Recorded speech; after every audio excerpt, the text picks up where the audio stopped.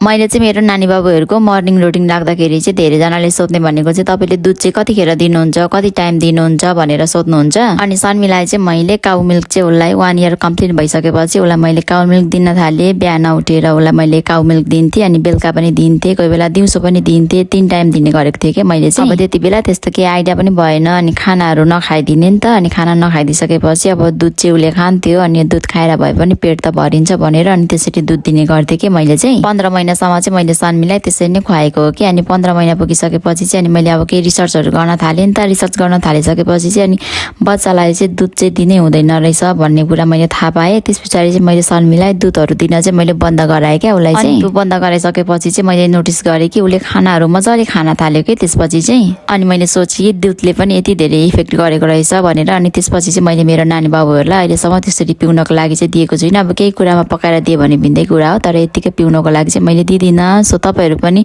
दुध दिँदै हुनुहुन्छ भने चाहिँ एकचोटि छोडाएर पनि ट्राई गर्न सक्नुहुन्छ है त। आफ्नो बच्चाहरूले खाना खाइरहेको छैन भने चाहिँ दुधले पनि धेरै असर गर्छ। सो दुध पनि एकचोटि छोडाएर हेर्नु होला बच्चाहरूले खाना खान्छ कि खाँदैन भनेर। Thank you for watching.